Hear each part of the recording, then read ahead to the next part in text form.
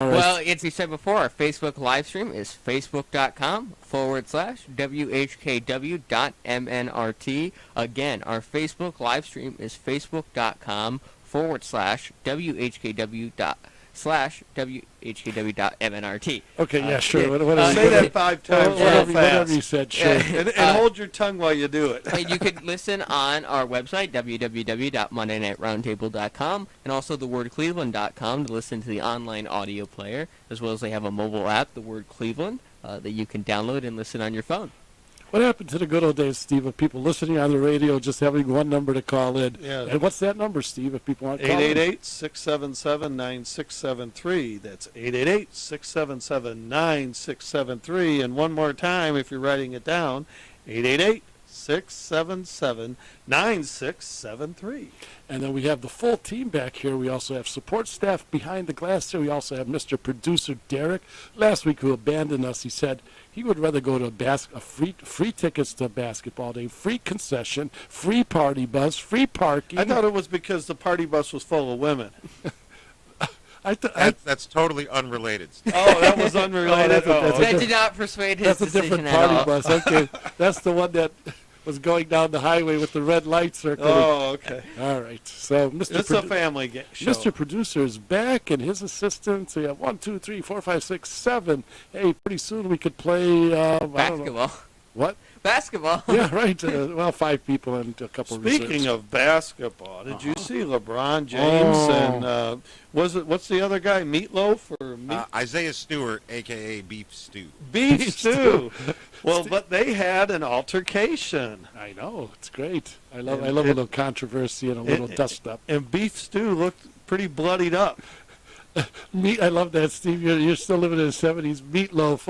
Wasn't Meatloaf the one that artificially impregnated one of the, I think it was, what did he impregnate to have a baby? I thought he was a Sarah singer. McLachlan or something. I thought he was a singer in a band. And I thought this was a family show. Yeah. Well, but we're still talking about the degenerates out there. Yeah. Oh, there's plenty of them. Can Mr. Producer hear what I'm saying? Yeah, well, Okay. there's a couple big news items that we should probably just mention. Kyle Rittenhouse and the tremendous. case. Yeah. Mr. Producer, how about a round of applause for Kyle Rittenhouse? Come on, get. Yeah, I mean, no, that's very. Come on, keep it going. That was very. Yeah, not that's guilty on all Yeah, charges. Yep. Yeah, Kyle Rittenhouse, American patriot, Second Amendment advocate, understanding what self-defense means. I mean, when they're chasing you down the street and you're trying to get away from them, and they want to ram. Well, they point a gun in your face. They're beating you with a skateboard, and the other guy's doing high-fi kicks on your head, and he ends curb up stomping. he ends up killing 2 of the 3 of them in self-defense. Yeah. And the prosecutor never should have brought these charges. This was all. I mean. Yeah. The first-degree murder, I mean, with malice and intent, I mean, they knew this was never going to go anywhere. I was watching Cuomo because they were interviewing Rittenhouse's attorney, and Cuomo said, You're talking about Chris Cuomo on prime time, and he was saying that Cuomo was saying basically that he wasn't in any danger because they were chasing after him because he had a gun, but they weren't going to beat him up or kill him. Why were they chasing him? And then his attorney said, then why were he asked the same question you did? Why were they chasing him? And he said basically a whole 360-degree turn where he said, oh, probably to beat him up and to get him. Mm-hmm. And he goes, exactly. He goes, that's exactly right. That's the whole definition of self-defense. Right. And now he's attacking stand your ground laws, saying that people are just going to use it as an excuse to shoot minorities. He actually wasn't standing his ground. He was actually running away. Then he had to finally stand his ground because they were going to kill him. And let's dispel this rumor right now. They weren't minorities. They were 3 white guys. Yeah. Newsweek came out and said there were 3 minority people that were 3 minority men that were shot. Well, they said 3 black men. They said that? Oh, yeah. Well, I don't know if that one was. It was the other report. But the bottom line is the mainstream media has been lying and lying again and lying some more. And they got caught, and Kyle got off, and he was found innocent, which he should have been. And now we had this other tragedy where some black guy drives through a parade, a Christmas parade, kills 5, injures another 48, some kids critical and stuff, and the news media is not calling him a black racist or black supremacist or anything. Yeah. But why not? I mean, wasn't this another hate He's a crime? member of BLM and some other things. Yeah. But why is the hypocrisy? I mean, why isn't the media calling him out and being a black supremacist? Because I want to tell you, this is how much contempt they have for the American public. They think they're totally stupid, totally ignorant. Many are, because you still have that 20% who, or 25% who, think Biden is still doing a good job. But the majority of the people are getting sick and tired of this. And I love it when they say, well, if a black kid shot 3 white guys, he wouldn't have had a fair trial or a trial of acquittal like Rittenhouse. But the point is, if a black person would have shot, that's not, you have to say a black person shooting 3 black people, because Rittenhouse, a white person shot 3 white people. Sure, the guy would have had a fair trial, because if it's self-defense, it's self-defense. Yeah. So actually, in Florida, a black guy in Florida got off an acquittal the same day Rittenhouse got acquittal for the same thing with self-defense.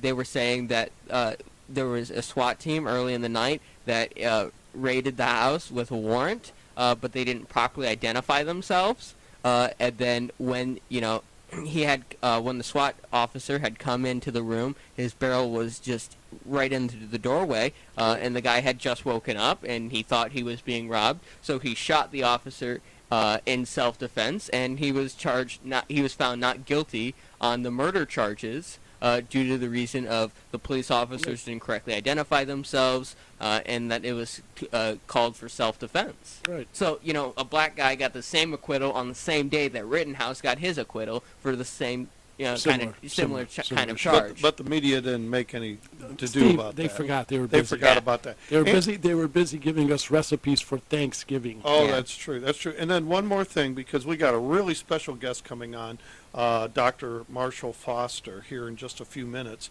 and he's going to talk about the American Covenant. So you all want to get seated and get listening, because this is going to be very great. It's going to be a great show today.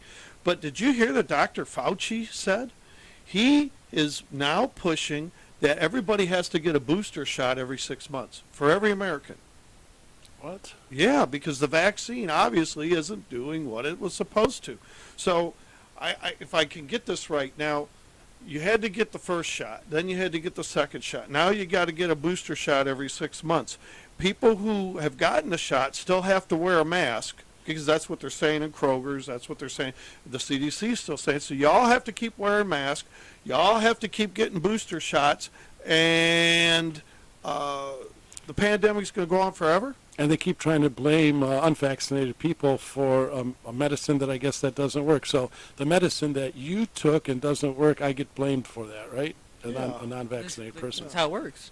Yeah. Well, you know what? Before we start taking booster shots every 6 months, let's try ivermectin. Right. Let's try hydroxychloroquine. Right. I mean, let's do the therapeutics. Let's try some of this other stuff instead of beating around the bush and just saying this. Because, I thought about this a lot over the weekend. In war, it's by any means necessary. Whether you kill the enemy by dropping a bomb on them or by shooting them with a handgun or a missile or a tank, you try to, you want to defeat the enemy. Well, you can try and defeat a pandemic. We're trying to defeat COVID. Why wouldn't you use any means necessary? And everything Why wouldn't you use everything, is on the table? Because even if it works a little bit, that's better than not.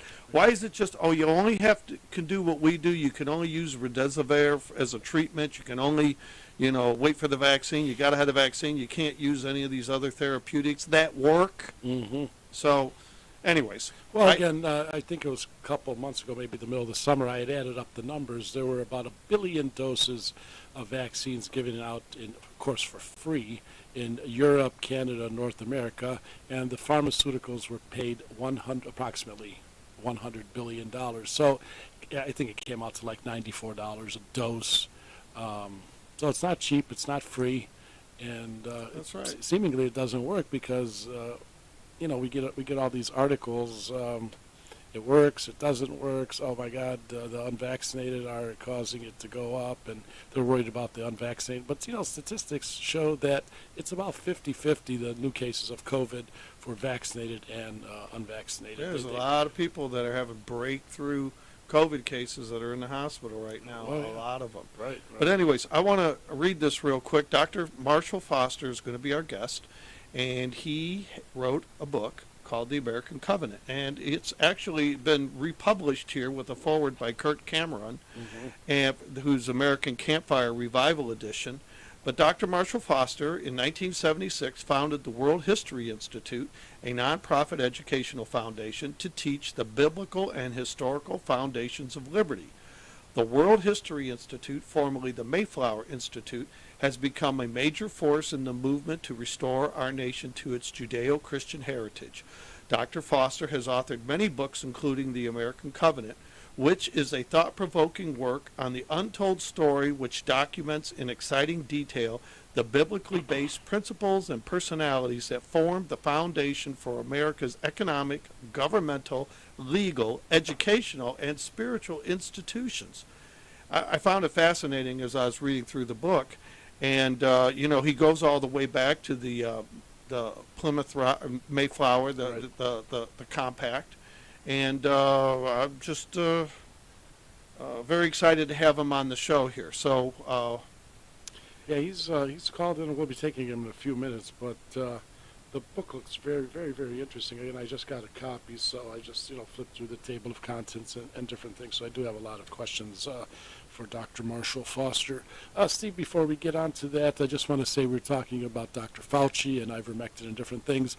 We're going to have more detail next Monday, but Monday next week, I may not be here. I may be at a special event dinner with, we have some doctors coming in from America, frontline doctors, so they're looking to meet and dialogue with the media and the press, and hoping to talk to some policymakers and different people about, these burning issues. So I may or may not be here, or they'll be calling in or something. So we'll play it by ear. But Tuesday and Wednesday, there will be a public event. One will be at, I can't remember the church's name, in Valley View on Granger Road, which is Route 17. We'll have that information. That's next Tuesday. And then also Wednesday, they will be sponsored by the Ohio Freedom Fighters out in Medina. And these are frontline doctors. American frontline doctors. Also from locally, we're going to have Dr. Tenpenny, sponsored by, again, Ohio Freedom Fighters, different groups, John Birch Society, Free Ohio Now, and some other groups are also working with me as well on this. But we're looking to have a good crowd, get some updates on therapies, get some updates on medical exemption, religious exemptions, what's going on, what's the future outlook as we head into winter about flus and vaccines and on and on and on. So it should be a great event. Where can people go to find out more information about these events? At this point, I don't have a website, but we're going to post on Monday Night Roundtable's website. It'll be a flyer. I don't like the flyer. It's not 100% up to my usual standards, but it's a good starting point. It'll give the dates and events. Again, it's next Tuesday, Wednesday, open to the public. America Frontline Doctors with Dr. Tenpenny, Dr. Can't remember her name, Dr. Medea, and one other doctor. They're coming from different parts of the country. One is coming from South Carolina. I think one is coming from Georgia, and of course Dr. Tenpenny is local here. But I went to see Dr. Tenpenny a couple months ago out in Chardon. Very good crowd, very good information, updates on how the vaccine affects you, talking about shedding, what happens if you do get the vaccine and you come near other people, what kind of spike proteins are released from the vaccine that you have, and all the issues that it could cause with healthy people, because the spike protein is not a healthy protein, and the doctors will go more into that. So if you want details, go to our website. We'll be posting the website probably tonight or tomorrow. Dakota, what's our website that people could log into? Yeah, that's www.mondaynightроundtable.com. Again, that is www.mondaynightроundtable.com. So they have to spell out Monday Night Roundtable? Yes. All right, good. All right, yeah, it's important that people keep up to date with information, especially, again, as we head into the winter months, and we have issues with, different variants, the regular flu that somehow, Steve, it disappeared. COVID COVID cured the flu. COVID cured the flu. It's just amazing. And the total idiocy that we have experienced as a nation, as people I went into Kroger's today and I could not believe all the people wearing masks. And they're still saying over there, even if you're vaccinated, we want you to wear a mask. And then I saw a post from Chicago on social media where they're talking about how you wear a mask because you're considerate of others, because you care about others. That's why I wear a mask and stuff. I'm thinking you're all a bunch of idiots. Masks don't work. Right, masks don't work. Plus, well, what about the vaccine? Right. Doesn't well, work? the vaccine don't work either. Okay. So, because you still guess gotta- what? It's a virus, and everybody's going to catch it, and you'll get over it. Right. Just kind of like a common cold. And And if you took the therapeutics Right. that are available, you got a really, really, really good chance of surviving. I survived it. Mhm. You survived it. Mhm. And I didn't even have the therapeutics then. Right. And a good friend of mine, he was very, very, very sick, and his doctor, who's his partner in a business venture, thought he would, truly buy the farm because, he's a heavy smoker and very bad lungs, and he got the therapeutics. He got hydroxychloroquine and the Z-Pack and zinc, and unfortunately, he started the therapy about 5 or 6 days after he got really sick. And he was still sick after the 5-day complement, so he took another dose for 5 days. I had given him some colloidal silver, and he's back to his ordinary self now. Yeah, I but, saw him the other day. He's but, ornery his again. partner, the doctor, really thought he wasn't going to make He it. wasn't going to But make it. he's That's healthy, right. and considering he's back to being as healthy as he could be. So why is our government lying to us? But maybe that's a good question for Dr. Foster. All right, well, we're at that point. We got 7:22. We're going to take Dr. Foster to the bottom of the hour, and of course, till after the break, we'll take him to the top of the hour because, again, his book looks tremendous. And welcome to Monday Night Roundtable, Dr. Foster. How are you this evening? Gentlemen, it's fun to be with you guys. All right, thank you. Thank you. Great to have you back. Yeah, we appreciate it when you were with us last time. We did get a lot of calls off the air. Just because you're so positive, upbeat, and inspiring. And we have your book here, which I just recently got, so I didn't get a really chance to read it. But even just working off the cover, the American Covenant, The Untold Story. Well, number one, is this an update to a previous book? And tell us what The Untold Story is in a nutshell. Sure. Well, it is. It was actually a bestseller back in the 80s, the original one. What has happened is that Kirk Cameron picked it up. He's a dear friend of mine for the last 15 years. We've worked together, did some films together. We did a movie on the Pilgrims called Monumental back in 2012. And but he wanted to do a nightly study, and he decided on my book and started that in January. And for 100 nights in a row, he taught through my book. And while he was doing that, I realized that I was already in the process of remaking it. So my wife and I went double time and added over 100 pages and rewrote a lot of it and got it up to date. So here it is, a bestseller again after 35 years. But I call it really a new book. It's the American Covenant, The Untold Story. And what it's doing is going back to the original covenants, the original foundations of America, and pointing to the fact that we're the first nation ever created, other than ancient Israel, that was built upon the ancient Hebrew Republic of Moses. That God had actually given Republican form of government, not through Thomas Jefferson or George Washington or James Madison. It was actually given through Moses right there at Mount Sinai, and from Exodus 19 right on through the Torah. You see an explanation of a decentralized constitutional republic with no king and all power down to the local tribes and local communities, where they elected their own judges and their own representatives, where they had no standing army, and they only came together corporately for large invasions. Other than that, almost all decisions were made at the lower level, except for a Supreme Court, which was part of the plan of God. It was given to Moses through his father-in-law, right? So that was the form of government that was better than the Greeks, better than the Romans. It hasn't been, of course, the Chinese, the various great civilizations of history never picked up on it.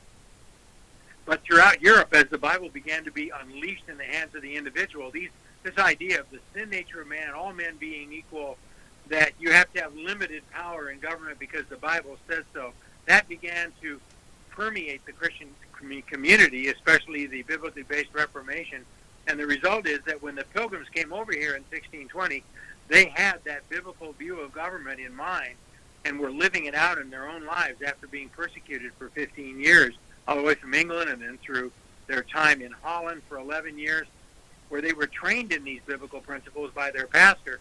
They came over and signed the Mayflower Compact on November 11th of 1620, and that was 401 years ago, right? Exactly. And that was the beginning of Republican government in the world. And from there, it spread, of course, throughout the colonies for 150 years until we got our Declaration of Independence and Constitution. So it is the fundamental story of America as far as I'm concerned. Let me ask you a question on that, Dr. Foster. We had it for about 150 years, and we came up with the Declaration of Independence in our Constitution.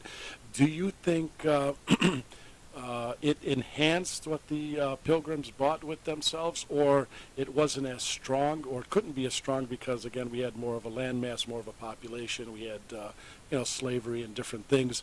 Was that, quote, covenant of the Declaration of Independence as put together by the Constitution in the governmental form better, just as good, or not as good as the original American covenant that the Pilgrims came over and gave us? I think it was just as good and more inclusive in many ways, as long as you had the character of a people. Like James Madison said, it's only made for a moral and religious people. It's only made for truly a biblically based people who understand, the biblical principles of private property. You shall not steal. You shall not commit adultery. You shall not murder. You have to understand honoring God as a higher power so that you don't have laws made by tyrants, which is the way the world had run until that point, right?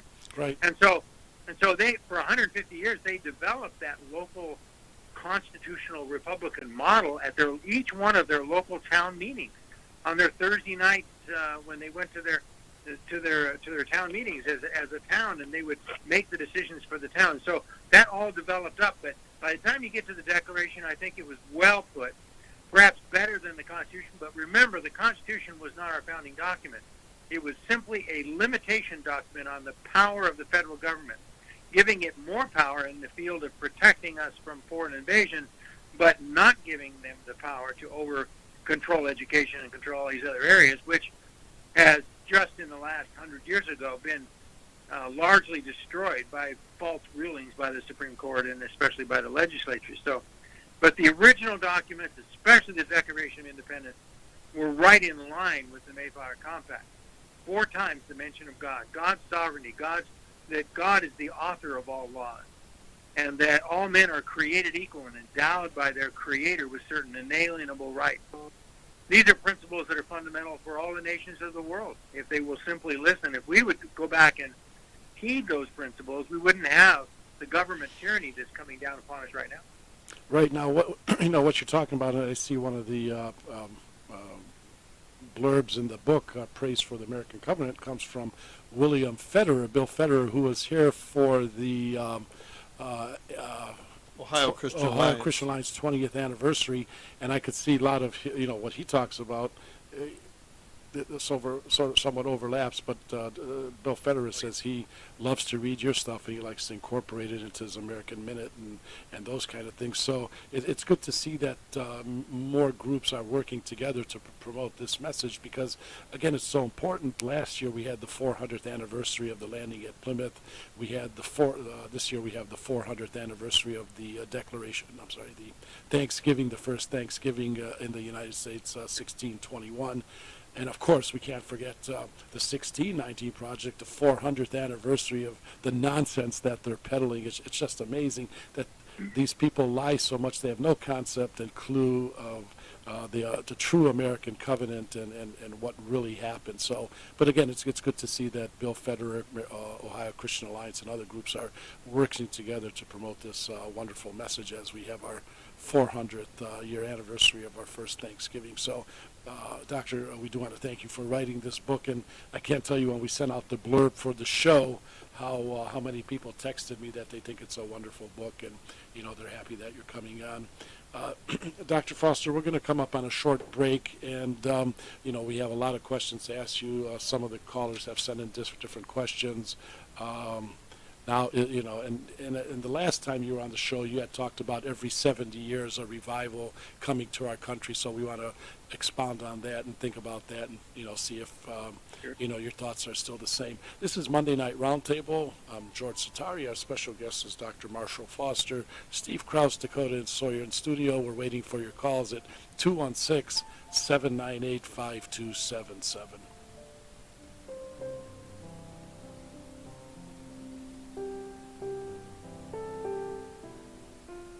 Be afraid. Be very afraid. There are those in Washington who want the IRS to take more of your hard-earned money.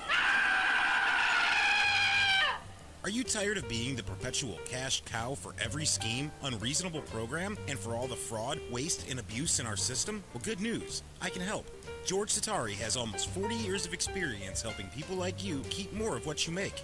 It makes no sense that the more you make, the more they take. Let George help you keep your money away from the government bureaucratic waste and in your pocket. Call 216-651-1120 right now and schedule your free consultation today.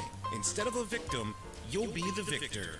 With many success stories, George helps with tax planning, estate planning, financial and business analysis, and more. The new tax law has many ways to save money with retirement planning, accelerated depreciation, up to 20% exception of net earnings, and so much more.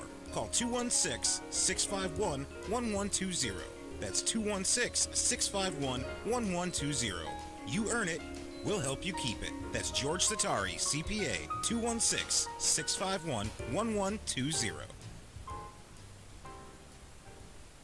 This is Lisa Woods from Medina County Friends and Neighbors, and I'd like to invite you to our meetings on the second and fourth Saturdays of every month at the Thirsty Cowboy on the corner of I-71 and Route 18 in Medina. Swamp. Fake news. Racist hats? Are you afraid to believe anymore? Well, let me tell you of one brave soul who, like David, slew Goliath. The true story of one man's fight against greed, corruption, and insatiable ambition in small-town Ohio, Checkmate reveals why passion and integrity are rare in the corridors of swing state politics. If you want to hear the truth, how the swamp operates in Ohio with all the political corruption in real time, get Steve Krause's tell-all true life story, Checkmate, One Man's Fight Against Political Corruption, available on Amazon. As a newly elected state representative, Steve takes you behind the scenes, behind the closed doors, and rips back the curtain to expose all the lies, the deceit, and power-hungry gamesmanship. Checkmate reads like a TV drama, but it's not. Once you start it, you won't be able to put it down. Checkmate, One Man's Fight Against Political Corruption by Steve Krause, available on Amazon today.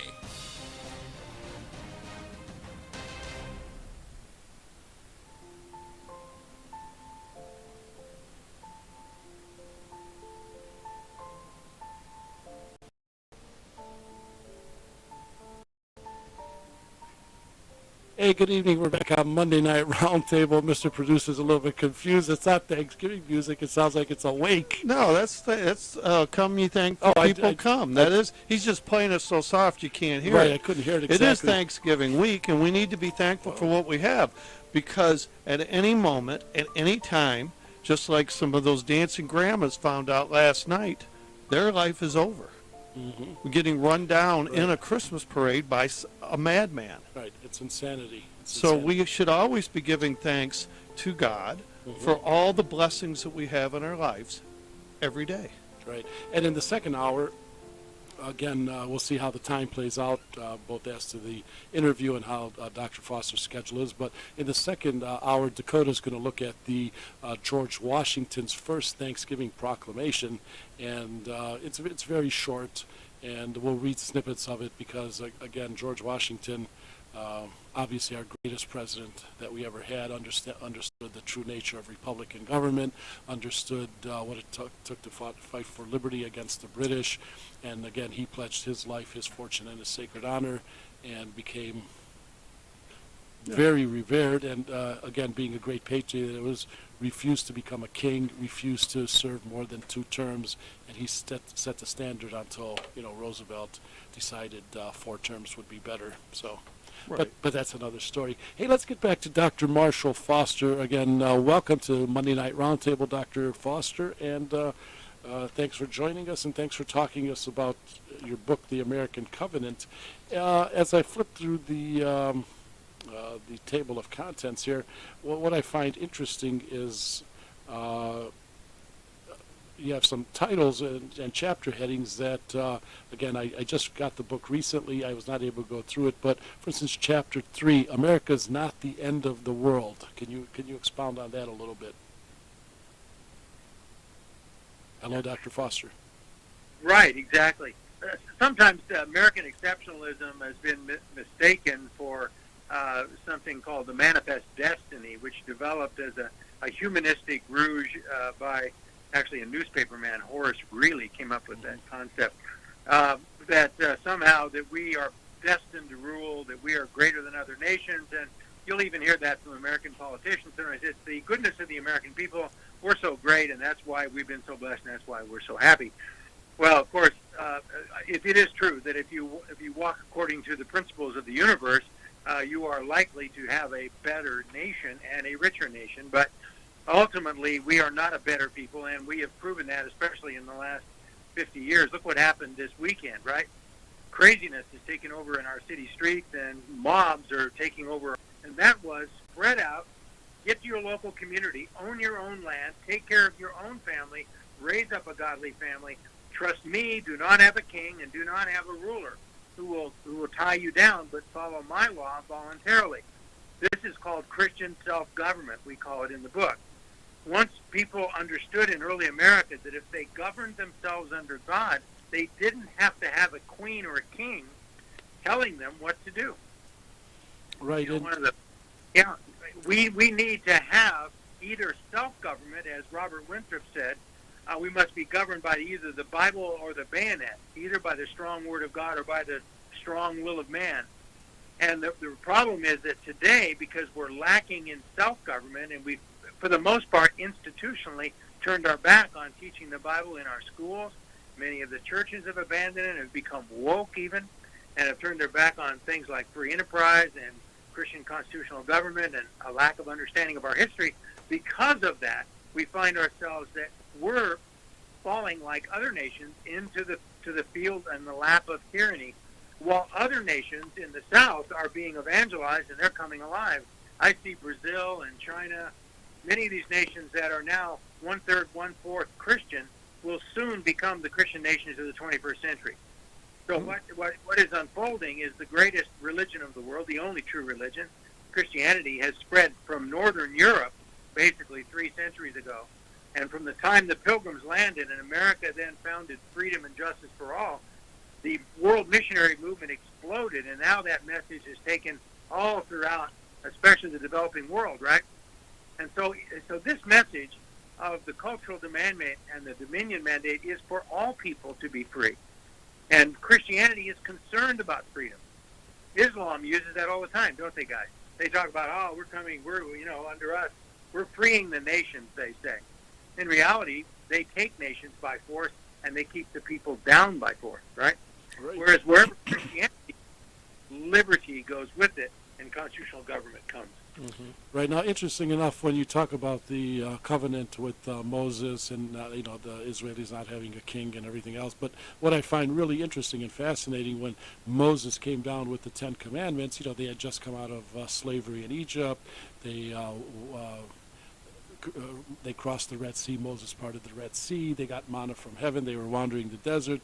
So Moses goes up to get the 10 Commandments, and he comes back down, and it's probably not that great of a time gap, maybe a week, a month, whatever. It can't be that big. And we know what the Israelites who had just escaped from Egypt in bondage, what they were doing already. They were worshiping the golden calf. They were fornicating, getting drunk, fighting, and everything else. So my only point to that is it shows up the nature of man, how man is just so carnal and without salvation. They just do all the wrong things, and even they do the wrong things so quickly because, as I just said, they just came out of bondage in Egypt, and they had all their trials and tribulations and all the good things, and all of a sudden Moses goes away for a little while, and they're just acting all crazy again.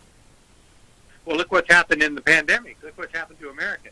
You look back 50 years ago, the greatest generation saving the world from the Nazis, and you think, well, how far have we fallen to sacrifice, 19 million men putting on a uniform and fighting in foreign over in foreign nations for 5 years. Where do we get that kind of resolve today? We don't have it. The vast majority of young people have been trained to be self-lovers rather than lovers of their neighbor. So it really comes back down to re-education and a revival, doesn't it, of the hearts and the minds of our people to understand that there is really only one way, and one very exciting, liberating way of our nation being restored. And it hasn't changed for 5,000 years. It's always been the same method. Right. And, Dr. Foster, Steve Krause here, I did get a chance to read some of the book, and I was really fascinated where we're getting into the chapter of the self-governing individual, the self-governing Christian family, the self-governing church, the self-governing charitable free enterprise, and our self-governing republic. But basically, it all starts out with self-governing of self, and that's the relationship of the individual with God and having what I paraphrase as control over their self. Could you expound on that for us? Sure. Give you a Grotius. Grotius is one of the great philosophers of the Reformation period, and he made this statement that how can a man govern himself, govern a nation if he cannot govern a province? And how can he govern a province if he cannot govern a city? And how can he govern a city if he cannot govern his own family? And how can he govern his own family unless he be governed by God, or govern himself unless he be governed by God? So it just brings it all the way down that if a man is not governed by God and given hope by changing his very nature, now the Bible says the heart of man is deceitfully wicked above all things. Who can know it?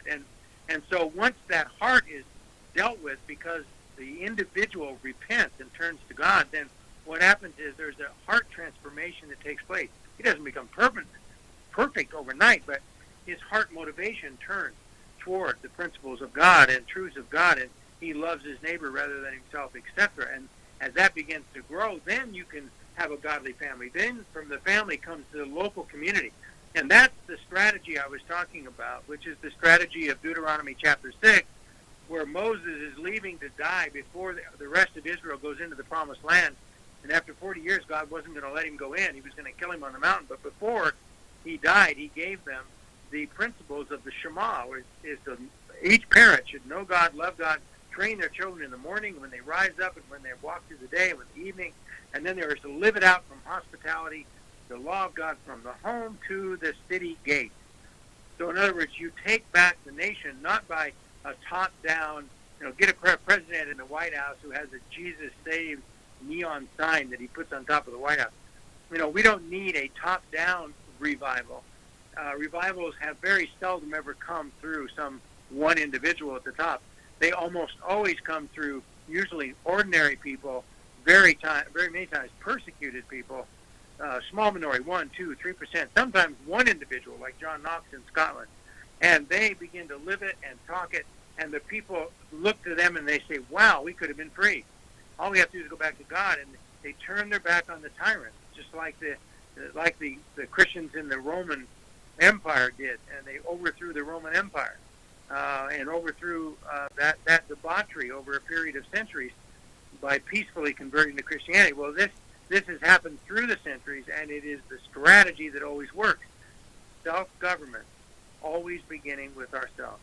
And that's the thing we've got. If we want a revival in America, it's going to begin with each one of us every time. So isn't that really what we need, is a revival in America at the individual level, and then at the local level, or at the home level, and then at the, we need to get our homes right with God, correct? Me and my house, we will serve the Lord?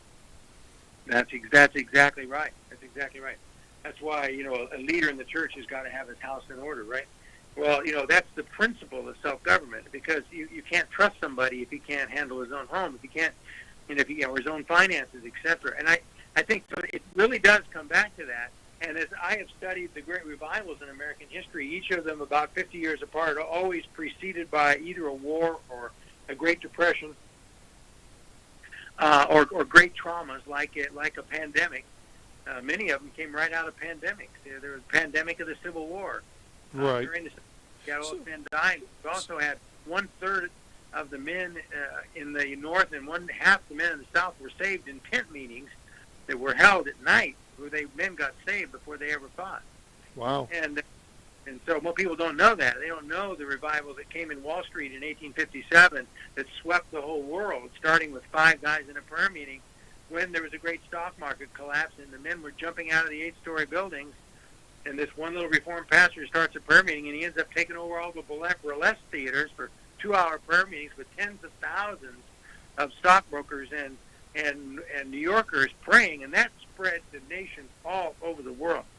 Same happened to Donald Trump's aunt, who started the great revival of the 20th century in the Hebrides Islands, where Donald Trump's mother grew up and left there just as the revival was beginning. She left in 45 and 47.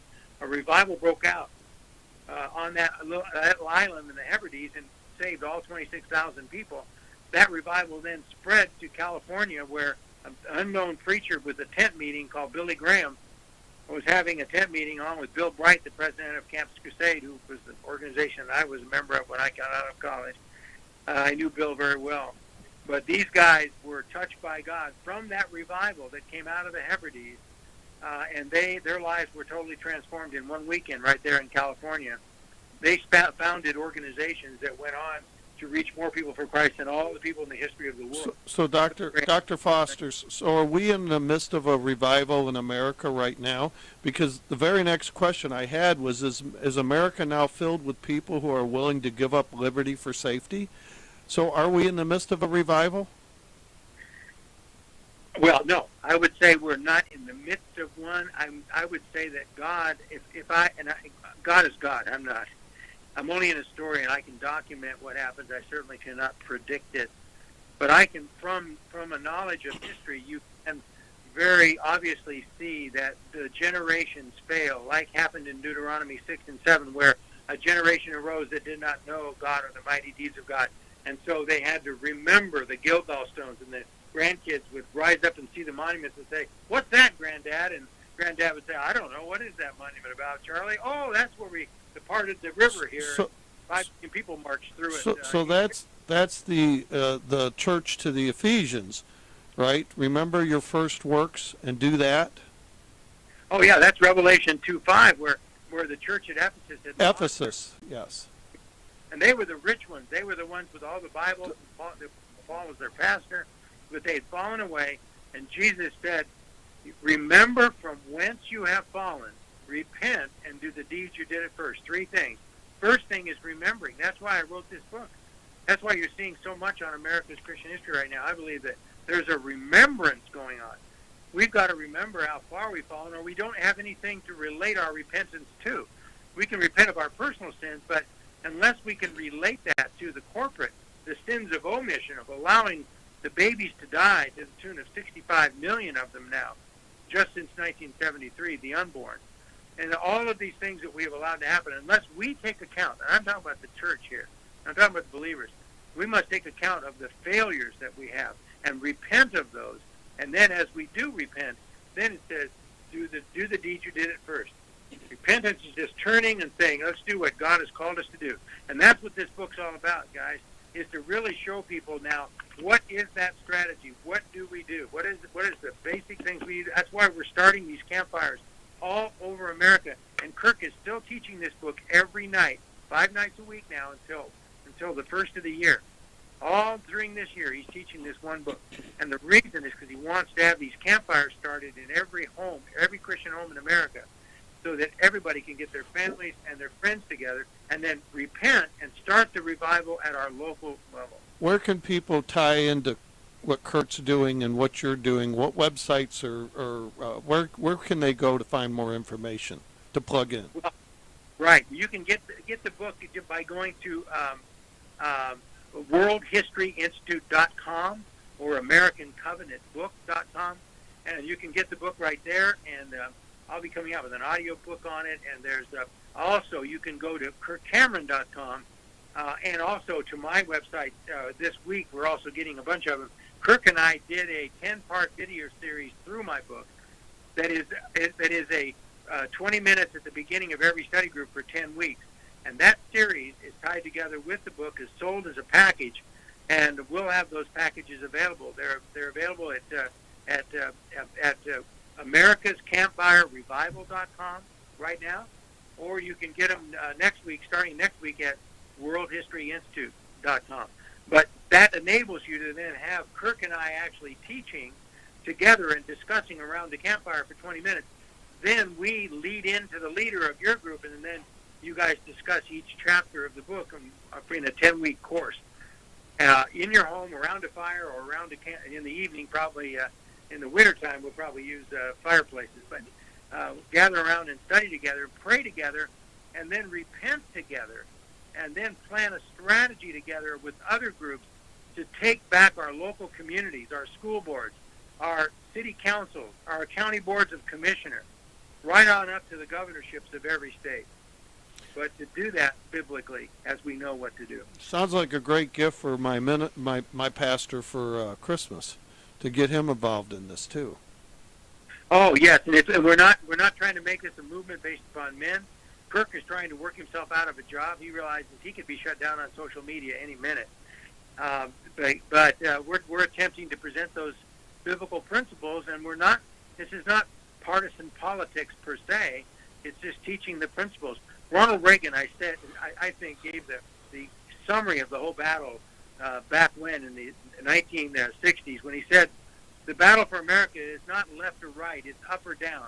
It's up to the foremost amount of liberty under the rule of law, or down to the ant-heap of totalitarianism. Mm-hmm. In other words, there is no, we are either going to do it God's way, or we're going to end up in some form of tyranny. Right wing, left wing, doesn't matter.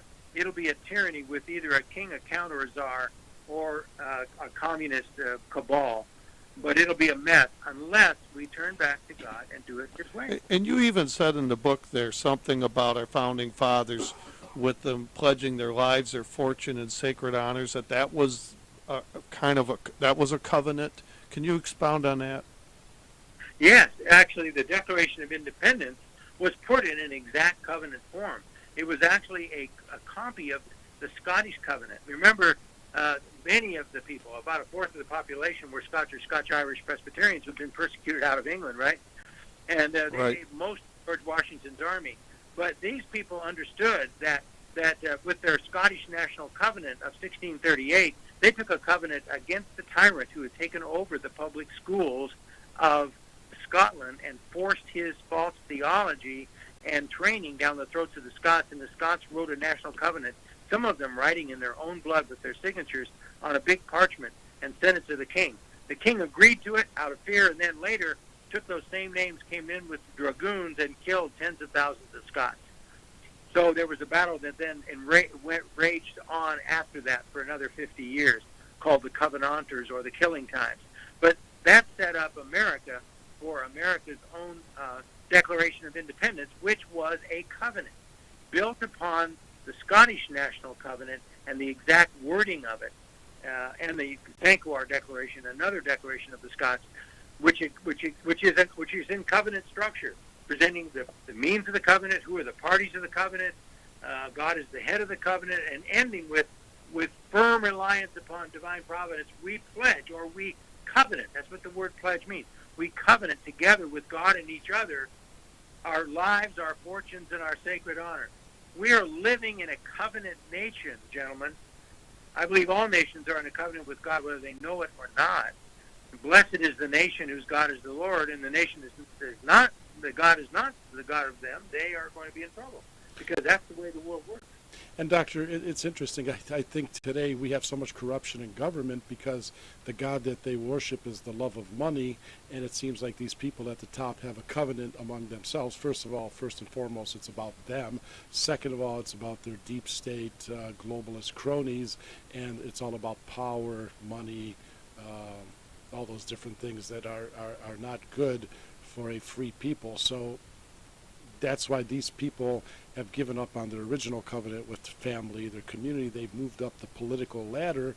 And again, I always say there's too much money in the system. That definitely leads to great temptation, because we're not talking billions of dollars anymore. We're talking tens of trillions of dollars if you look at the global system and all the monies combined, whether it's budgets of China, Russia, United States, and all these people. So if you get corrupted individuals who don't really have a loyalty to God and their family and their community, and it just becomes the love of money. That's why we have all these all this corruption and all these scandals and bribery and payoffs and contracts and everything else, because it's money is used to, you know, basically corrupt the individuals and thus corrupting society.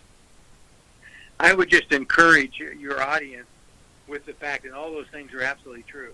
That just reading Psalm chapter 2 is encouraging, and Psalms 10 through 18, and the various imprecatory psalms that show that all those that fight against God are fighting fruitlessly. God laughs at them when they conspire against him. He and his son are taking the earth, and he is using this army of compassion, this small group of people that the foolish things of the world that will confine the wise, the Apostle Paul calls us, that we can and will, by his grace, when we are revived, become courageous individuals again. Let's don't give up on the courage of the American people. I believe that the American church is going to rise up, and the true church will be smaller but more powerful than it's ever been before, and that the American people in general still have this heart of biblical truth, and they will follow good leadership if we will get them. Hey, our special guest this evening is Dr. Marshall Foster. Doctor, can you stay with us another quarter hour after the break? Sure, no problem. Oh, that's great. And I forgot to mention, Steve, we're giving out books for caller 51015 after the break, so we're going to have Dr. Foster for another 15, 20 minutes, so people can call in 888-677-9672. We'll be passing out, sending out the American Covenant to callers 5, 10, 15.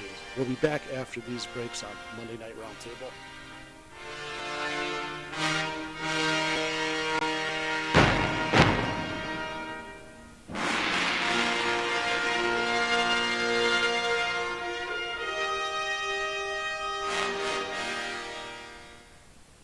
So much laundry. Ugh.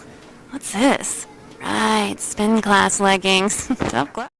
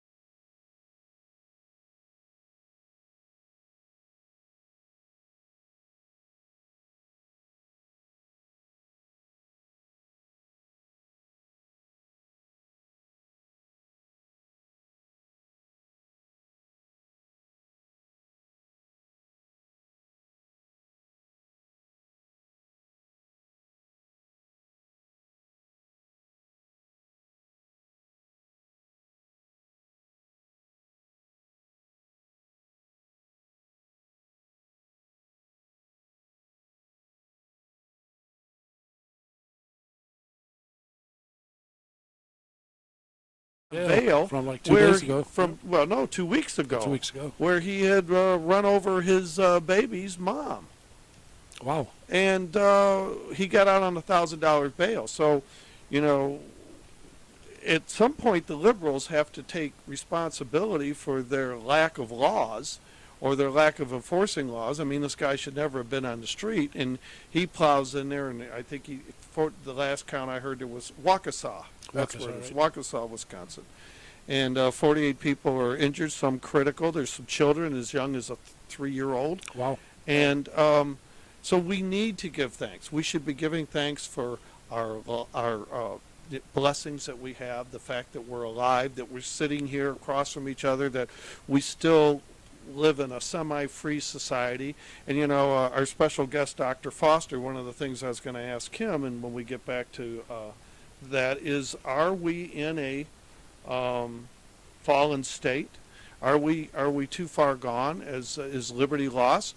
And I know the answer, you know, historically is you have God is sovereign, and God can do all things.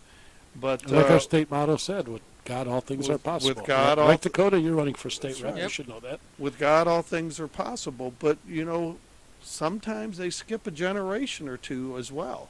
So we should give thanks, and we should meditate on what Washington's words were. And this Thanksgiving week, as we gather with family and friends, we should remember that at any moment, at any time, it may be our last. Right. Well, interesting enough, I don't remember if it was in 2017 or 18. I was at the Christmas market in Berlin, Germany, and very, very nice. And they have it every year. And then either the next day or the second day after I was there, a deranged driver took a moving truck. It wasn't like a semi truck, and it wasn't a van. It was one of those, you know, box moving trucks, and he plowed right through the Christmas market in Berlin, plowing through the exact stand where I was drinking hot apple cider with you know, friends and some Christmas. So there, but for the grace of God go I. You know, it would have been 2 days later when, you know, we would have been there. I would have been, you know, trampled by this big box truck. So again, exact same booth that I was standing at drinking. Boiled apple cider, which is very, very prominent in Germany during the holidays. So, like you say, anything could happen at any time. Hey, our phone lines are ringing up. We are giving out copies of the American Covenant. We're on caller number 10. We got 2 more sets to give out, caller 15 and caller 20. Our telephone number here is 888-677-9673, 888-677-9673. 888-677-9673. So call with your comments or call for your free book if you're caller number 15 and caller number 20. Now we're back with Dr. Marshall Foster, the author of The American Covenant, The Untold Story. Welcome back, Dr. Foster, and thanks for sticking with us for another segment. One of the problems we're having here in this country is that you know, we have the 1619 project trying to, so to speak, put the nail in the coffin of 1620, the landing at Plymouth Rock, as well as the first Thanksgiving. Can you compare and contrast what they're trying to do with the 1619 project? Well, yes, of course. By the way, most historians, I don't even like mentioning the author or talking much about it, only because it's so non-historical that even the liberal historians, most of them deny the thesis or even the history that this gentleman teaches. But the idea that because some Dutch traders, the slave traders, dropped off 19 slaves there in Jamestown in 1619, that somehow that set the stage for the ruining of America, and that was everything that Americans did after that was built on that one event is ludicrous. Yes, is slavery wrong? Has it always been wrong? It was wrong in the Bible. Man controlling slavery of other men has always been considered wrong, and yet it was practiced all over the world by almost every nation, and it's still today in most nations. Of course, communist nations have their entire people in slavery, the Chinese, the Russians, and others. And so it's ludicrous to look to America and take all of the great things that were done. The finest liberty the world's ever known came here. Yes, were they sinners? Yes. Did some of the the slave owners that grew up in the 18th century take advantage of the black population? Yes, and it was terrible, and it needs to be denied, and it has been denied, and it was done away with in the Civil War.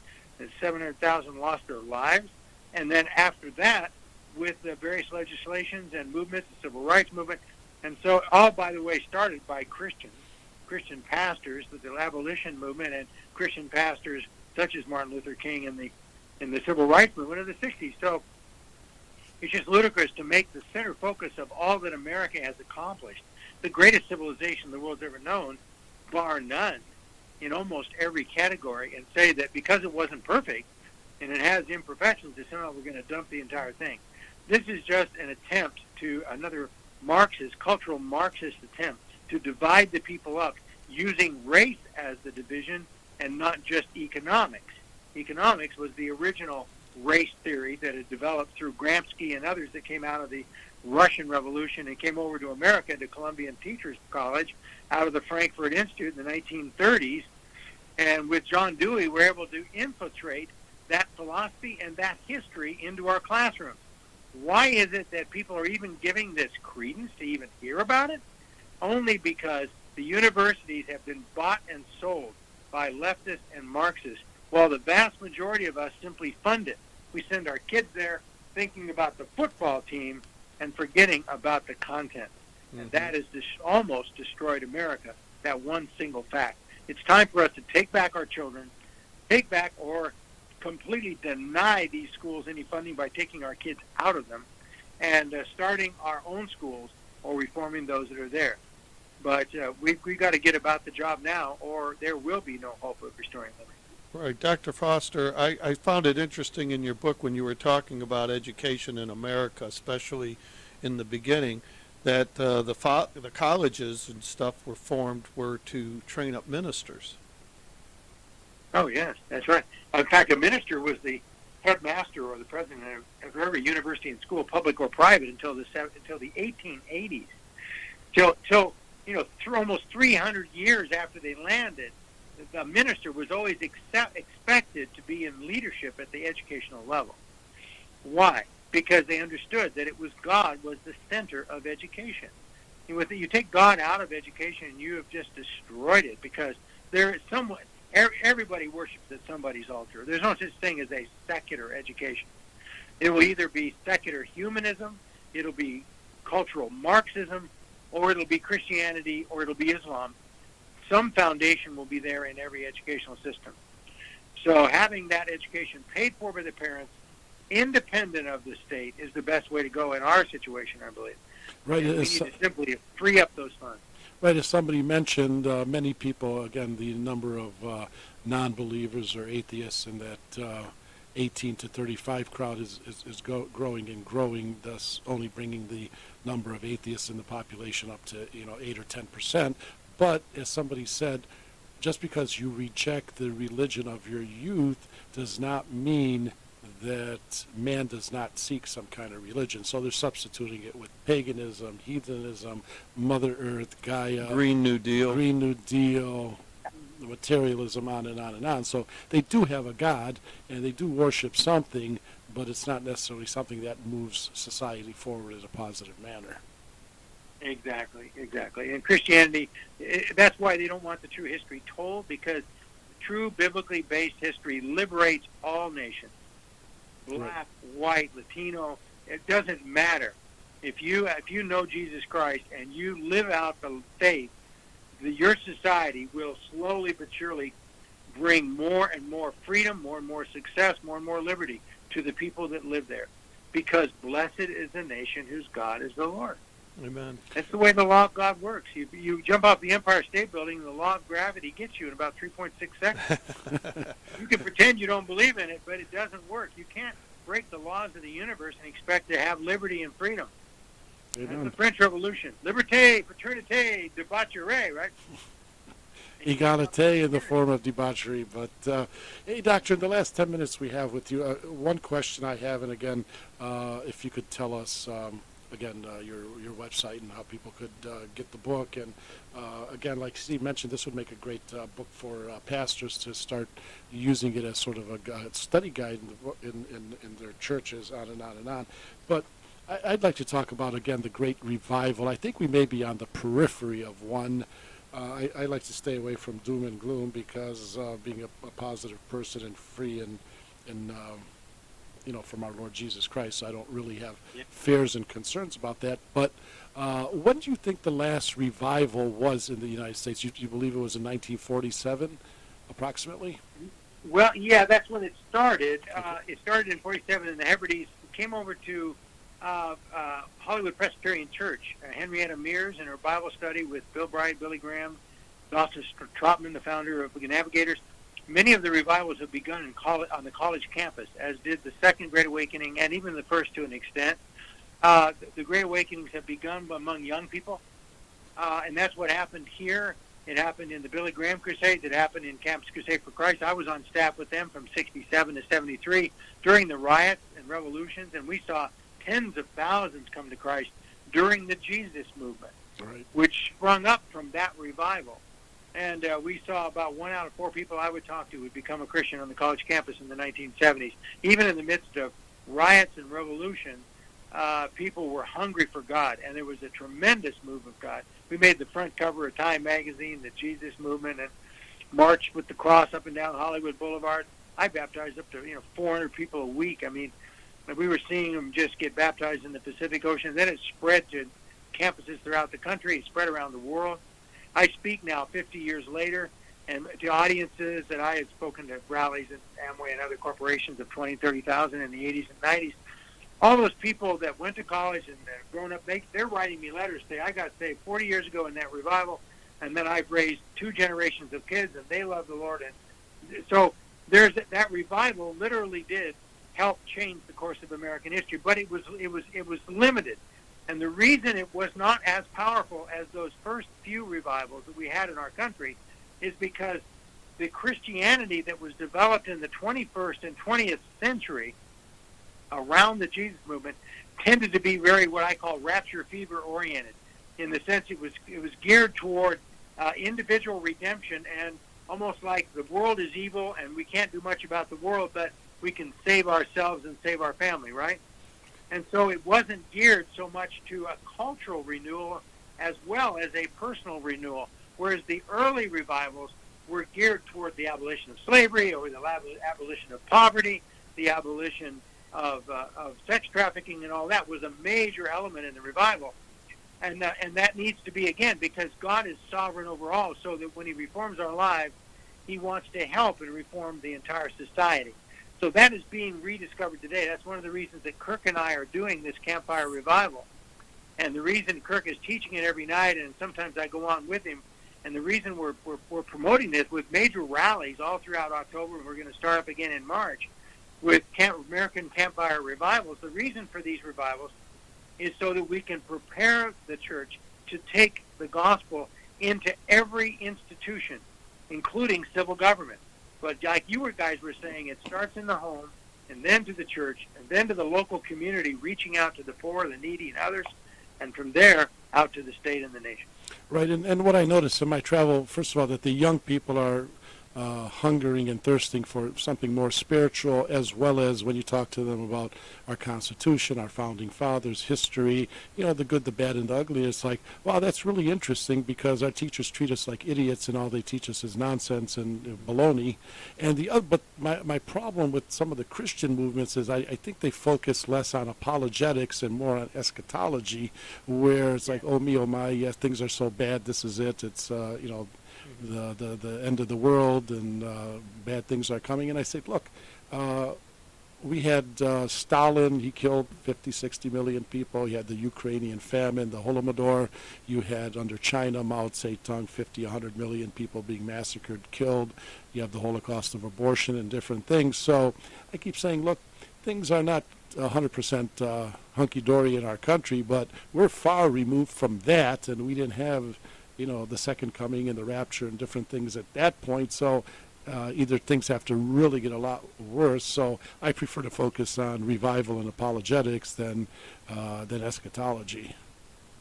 Yes, you're absolutely right, and I think that is the concept that we teach of the cultural mandate. Now, let's go back and do what Jesus said to Adam. The first thing he ever said: "Be fruitful, multiply, fill the earth, and replenish it, and subdue it for my glory." And then we take the Great Commission and disciple all nations, teaching them to obey all. Like, imagine a nation who would obey the Ten Commandments and the Sermon on the Mount, and loving your neighbor and caring for the poor and the needy. Just think, if we were living out the gospel in our nation, would we be free? Yes, we would. Would we be successful? Yes, we would. Would we be protected? Yes, we would. So, it's just we've got to face ourselves, guys. We've got to have men, especially men, women too, but we need men. So many of the women are these mama bears that are leading some of these movements. The men need to stop memorizing every person and the weight of every sports hero, and start memorizing Scripture and taking back local communities and being willing to stand up and say, "Here I stand," as Martin Luther said, "I can do no other." You can put your life on the line. We're in a life and death struggle, and you guys know that, for the very survival of our children's freedom and for the gospel.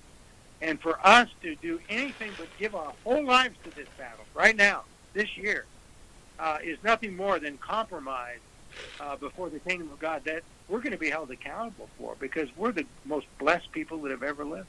Amen. And Doctor, one of our faithful listeners, Kathy, sent me something concerning the founding fathers, the actual 56 that signed the Declaration of Independence, who pledged their lives and fortune in sacred honor. She said, what did they suffer? And it's interesting. I'm going to read this, and then I want to get a comment from you. That was talking about those signers clearly revealed their faith and sacrifice to ensure that this nation was founded upon Judeo-Christian principles and religious freedom. A few months before signing the Declaration, Patrick Henry, a founder who served as the first and sixth post-colonial governor of Virginia, addressed the Virginia Convention and declared, "We are not weak if we make a proper use of those means which the God of nature hath placed in our power. 3 millions of people, armed in the holy cause of liberty, and in such a country as that which we possess, are invincible by any force which our enemy can send against us. Besides, sir, we shall not fight our battle alone. There is a just God who presides over the destinies of nations, and who will rise up friends to fight our battles for us. The battle, sir, is not to the strong alone. It is to the vigilant, the active, and the brave."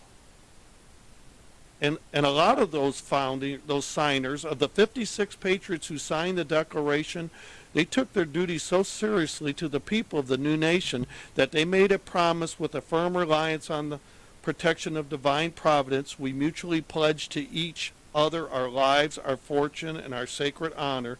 They signed the Declaration of Independence knowing that the penalty would be death. As a result, 17 men lost property as a result of the British raids. 12 had their homes destroyed. 5 lost their fortunes in helping fund the Continental Army and state militia battles of the Redcoats. 5 were captured by the British as traitors and tortured before they died. 1 had 2 sons imprisoned on a British starving ship. 1 had a son killed in battle. 1 had his wife die from harsh prison treatment. And 9 signers died in the war. Yeah, that's right. That's right. And yet they were so optimistic, even with 30,000 British troops coming barreling down toward them in Pennsylvania.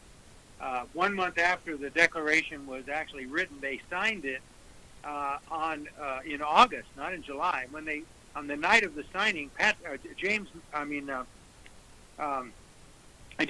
Samuel Adams was the great father of the Revolution. He was the last one to sign. And Samuel Adams said, "Today we have restored the sovereign to whom all men must be accountable. May his kingdom reign from sea to shining sea." So they were so confident and believing that they were doing it for God that they literally stood against the armies when they had no army and we're willing to say that God's kingdom is going to be restored because we've restored the sovereign. That just means we have acknowledged that God, our King, is the King of our nation. We don't need a king anymore. We will acknowledge him. And America will be saved, guys, if we, starting with the men and women and families and churches in your local community and mine, begin to stand up everywhere, every week in our churches and every day in our lives and commit ourselves unto death to the sovereignty of God over every part of America. Hey, our special guest this evening is Dr. Marshall Foster, author of The American Covenant, The Untold Story. And I like the little blurb on the back. The American Covenant, The Untold Story documents in exciting and vivid detail the biblically based principles and personalities that form the foundation for America's economic, governmental, legal, educational, and spiritual institutions. The brilliant strategy of our founders is contained in this volume and is providing hope for families and nations worldwide. So, Dr. Foster, tell us again how people can get the book, website they can check out, and hopefully in 2022 we will have a great revival and so many. You can come see us in Ohio. Absolutely, Dr. Marshall. I just moved to Franklin, Tennessee. I used to be in California, and this summer I moved my two kids and 7 grandkids and my wife, and we moved right here to Franklin. We're only 5 hours from you guys. All right. Well, we're every quarter next year we're looking to have inspirational, wonderful speakers, and we'd like to have you on that list. Again, we had Bill Federer here with the Ohio Christian Alliance, so I'll be talking to Chris Long, and hopefully we could bring you. Have you ever spoken to the Ohio Christian Alliance here in Ohio? I don't think I have. I've done a lot of speaking in Ohio back in the day, but I would love to come back and do it. So you just keep me posted, and we're ready to go. But yeah, if they want to reach out, get the book, just go to worldhistoryinstitute.com, and they can order it right there, or to AmericanCovenantBook.com. That takes you to the same place. And you can pick up the book. We've got a world history video series called Terror to Triumph, a 12-part video series that gives you the history of the world as well as America. We've got other materials. But definitely get that, and then tie in to the Campfire Revival with Kirk Cameron. This is the Campfire Revival edition. We've also got a video series with Kirk and I teaching through the book. So have them start doing this in their homes and in their Bible studies at their churches for Sunday school. And America will be saved, I believe. And we want to welcome you to the freer part of the country. Thank goodness you've escaped from the California land of fruits and nuts that was migrating toward becoming a gulag over there. Yeah. So we're glad you've escaped to Tennessee. I believe Ben Shapiro, he left California and also set up shop in Tennessee because they're generally a lot better than Tennessee, Kentucky, Ohio. Michigan, not so much, but we're glad you left California and you're right down Interstate 71 from us, and hopefully we'll see you next year in 2022. And of course, during the course of the year, we'd love to chit chat with you on Monday Night Roundtable to get an update of what's going on, what do you see, the American Campfire Revival, on and on and on. So, hey, Dr. Marshall Foster, we thank you for being with us. Safe travels and God bless. Bless you guys. All right, great, thank you.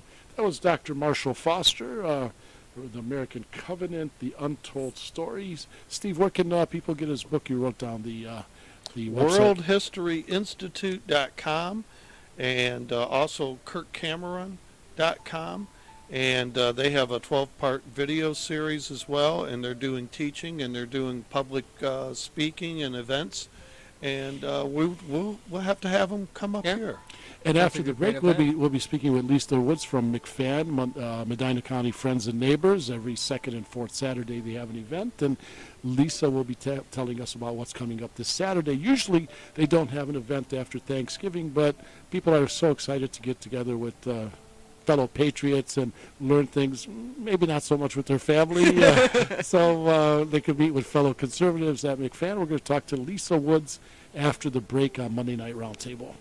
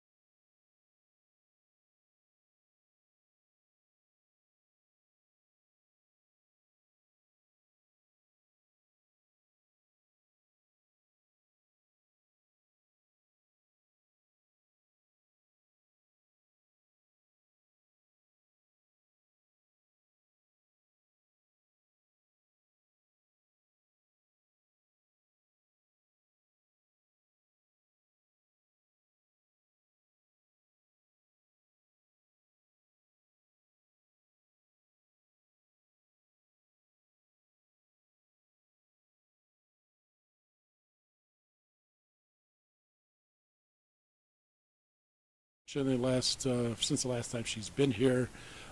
We've gotten past the election. Some school board races went very well, some didn't.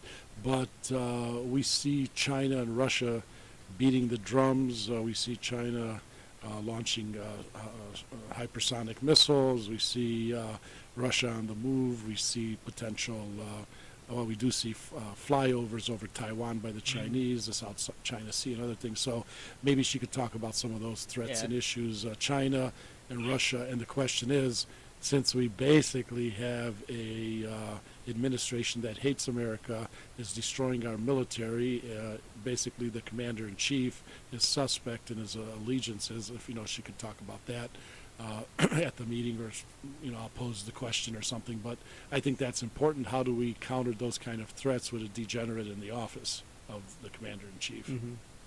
Right. Intense times. Yeah. It really is. I'm sad that we, a lot of our folks and your listeners have children in the military, and it's just not your father's military, is it? No, it's not the military I was in. Right. Yeah. And I was involved, heavily involved, up until 1996. Mm-hmm. It's not the military that I knew. Oh, I was never in the military. Never mind. So it's changed a lot. I mean, some of the things I saw, Lisa, was, we had what was called affirmative action, which was, they didn't have enough minority groups, you didn't have enough women, so they kept changing the standards to accommodate. In my career field, you had to be able to lift 60 pounds over your head, because some of the boxes, the electronic boxes, were of a weight that was 60 pounds. But if you were a woman in my career field, you only had to lift 40 pounds over your head. Now, that really surprised me, because the weight of the box didn't change. Yeah. So how is this woman now going to do the job that the job that actually required? Well, she wasn't going to. It ended up being, because of this affirmative action, that I was going to have to do my job and her job, because she wasn't going to have to do it. And I'm not trying to pick on women. They did the same thing with all the different minorities. They had to promote so many minority people. So I saw a situation where they had what was called below the zone, and you would get a stripe early. And there was so many people that went forward. 21 people went before a board of senior sergeants, senior master sergeants, and they would be asked a series of questions. And 2 of them out of the 21 were going to be able to get a stripe early, which meant a pay raise. And there was a guy in our career field, a white man, who ended up answering every question right, and he did not get the promotion. But the black gal, who missed she questions, covered two boxes. She was a missed, minority and a woman. She missed 2 questions, and she got one of the 2 stripes, because they were promoting. It's called affirmative action. Well, today you can see how woke the military has become, just like the rest of our government, and it's really troubling, because they're promoting people just on color or sex and not on ability. And So actually now they're doing it on whether or not they got the vax or not. yeah. So now they got the vax. If you don't have the vax, they're drumming you out of the service. Yeah, that's a heck of Yeah, a criteria. 100%. Yeah, Lisa, they're blaming people that are unvaccinated for the lack of efficacy of a drug that's given to other people. I mean, how bizarre is that? Yeah, I'm just sick about it. I'm sad because, my kids are facing that right now. Right. Yeah, we want to thank your children for their service to the Republic. So hopefully things will shake out and work out for the best. So Lisa, Medina County Friends and Neighbors going to meet this Saturday. That'll be November 27th. Can you tell us when and where? Sure can. So it'll be 8:30 a.m. in the morning. And for those that have not come out, all I can say is, just get up. It'll be worth it. A lot of people say 8:30, and it's like, well, yeah, a lot of people do show up at 8:30, believe it or not. We've been doing this for 13 years, and it's worth it. It really is.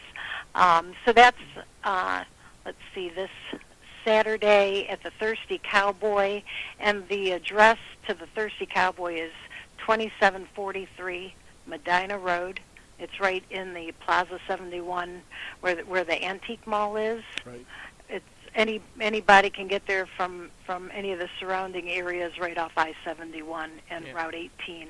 Right, it's east of the intersection of I-71 and Route 18, and I always say it's no need to give out the address, because if they can't find it with those great detailed instructions, we really don't think we want them there. And So- George, to simplify it even more, there's a Dunkin' Donuts out front. Right, and of Right, course, I don't want right. to say the first 2 times when I got lost, so, you know, so, And also our Medina Republican headquarters is in the same plaza, which I think is really handy. So, Right. we work well together and have a lot of common interest indeed. right, absolutely. So, yeah, we look forward to, now, I want to tell you, I was lobbying on the behalf of McFan, because our friends at the Lorain County Totally Engaged Americans, Kirsten Hill, has she has her meetings on the second Saturday, and again, she's out in Lorain County, so I don't think there's too much of an overlap, but I would say some people there, especially myself, Steve, Dakota, and some other people, and I kept saying, why don't you guys move, because you're on the second and To the fourth, why third, don't you move yeah. your meetings to the third Saturday of the month, and they, and as charming as I am, Lisa, they actually rebuffed me.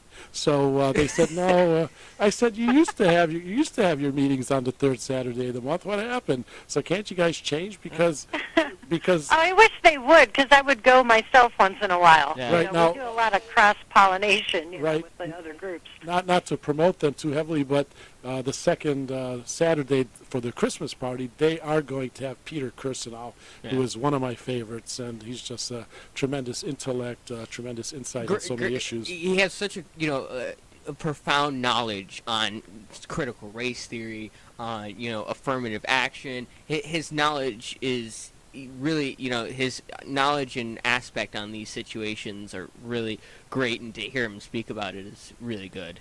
Yeah, he doesn't have Oh, as much. He indeed. doesn't have as much knowledge as Monday Night Roundtable, but there's 3 of us here, including the 3 people behind the glass. So it takes 6 of us to come up to the standards of Peter Kirsanow. Lisa, do you know who you're going to have on the second Saturday in December? Yes, we're going to have Coach Dave Dobbenmeyer, who is the coach that I think it was the late 90s, was coaching football at a high school, and he was fired for saying the prayer before the games, and so he fought that and went on to other things, and now he's national. I think he does a lot of work out of Texas, and it's called Pass the Salt Ministries.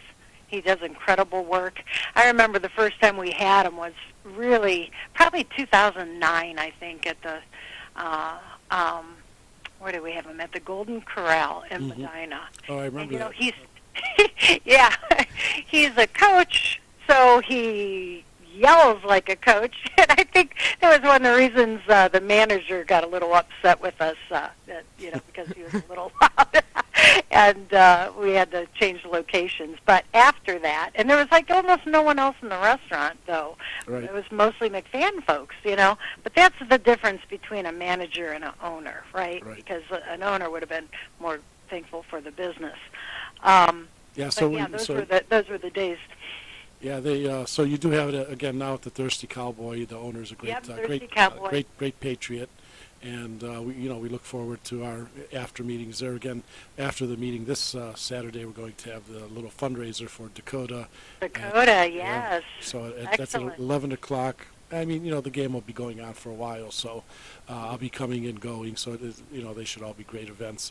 But Lisa, I've heard Coach speak several times. Most recently, maybe a couple of weeks ago, speaking at the Ohio Freedom Fighters in Medina. Tremendous speaker, tremendous intellect, a lot of passion. Really gets you fired up, and so he'll be a great event. Again, I don't think there's that much overlap between Lorain County Tea Party and McFan, but it sure would be nice if they would move it. And I'm asking people to email them and say, hey, move your meetings to the We'll start an third email Saturday. campaign, George. Because I need things to do on my Saturdays, and this is what I do. I meet with patriots, have a little breakfast conversation, some strategy sessions. I want to tell you, had a great strategy session, which not going to say exactly what it was, but on Thursday we had the debate, the U.S. Senate candidates in Strongsville, by our friend, sponsored by our friend Shannon Burns and the Strongsville Republican clubs, and afterwards we met at the Harvest Saloon, had some good strategy sessions, discussions, conversations, because December 3rd, the Ohio Republican Party is coming up with their board meeting, but we're thinking they're going to try to sneak an endorsement for Governor DeWine as opposed to allowing free and open competition. And again, they've already put their finger on the scale because they did donate $500,000 of membership money and dues to Governor DeWine's campaign for re-election. So, again, Hate that. yeah, many of the Republicans are so hell-bent on having competition with Bangladesh and the communist China, and you got to be competitive, and you got to be lean and mean. But if we try to have competition within the party, it's like, what are you doing? We can't have competition in the party. We got to stick with the status quo and what's going on. It's like baloney.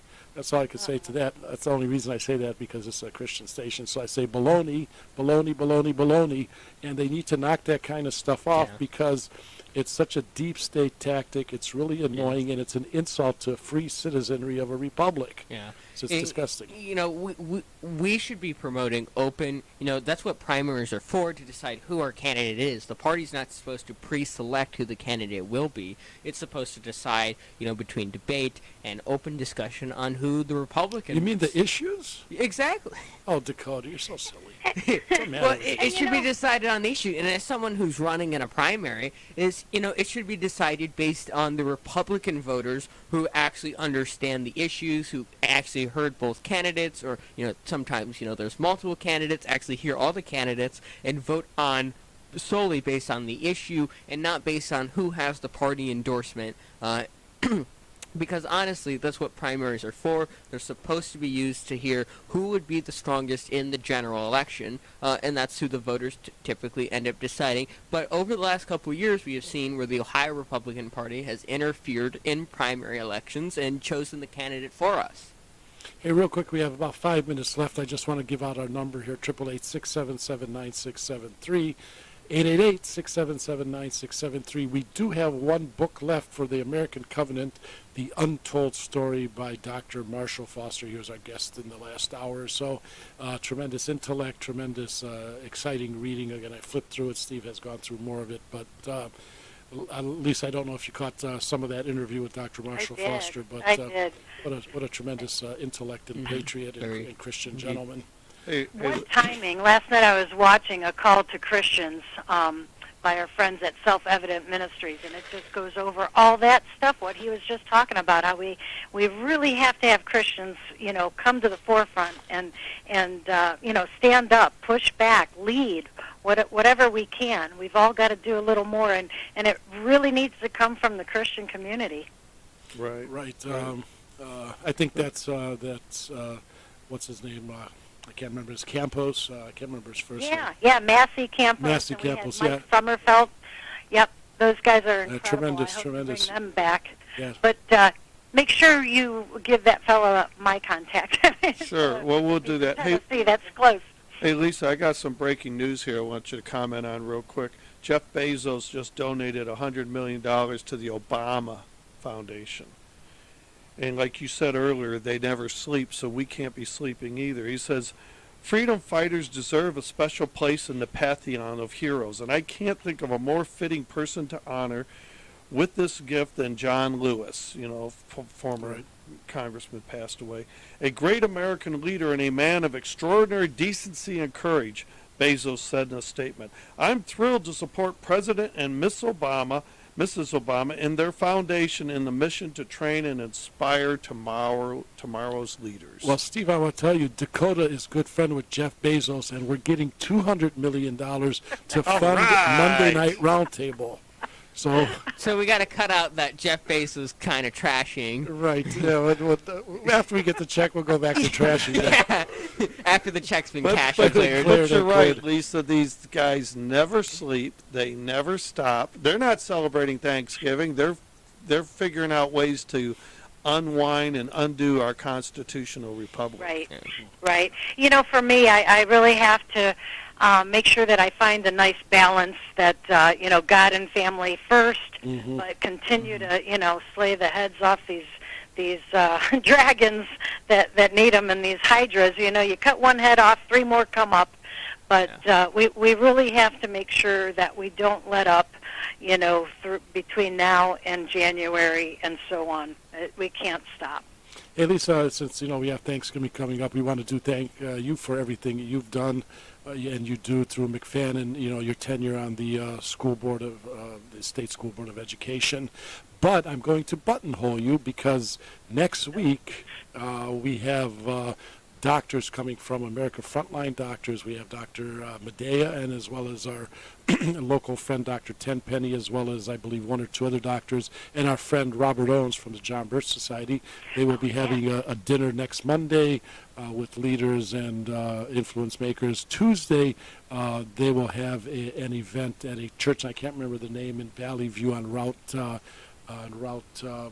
17, which is Brook Park Road or Granger Road, depending on what part of the county you're in, but Route 17 in Valley View, I believe there it's Granger Road. And on Wednesday, they will be at Ohio Freedom Fighters in Medina, right down the street from you.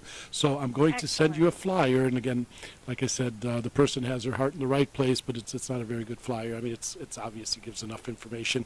I'd like you to send that out to your wonderful group, because there's so many good people in McFadden, especially down in Medina way, when they come to Ohio Freedom Fighters event. So we're hoping you'll indeed. help us with that. Yes, I'm looking forward to that.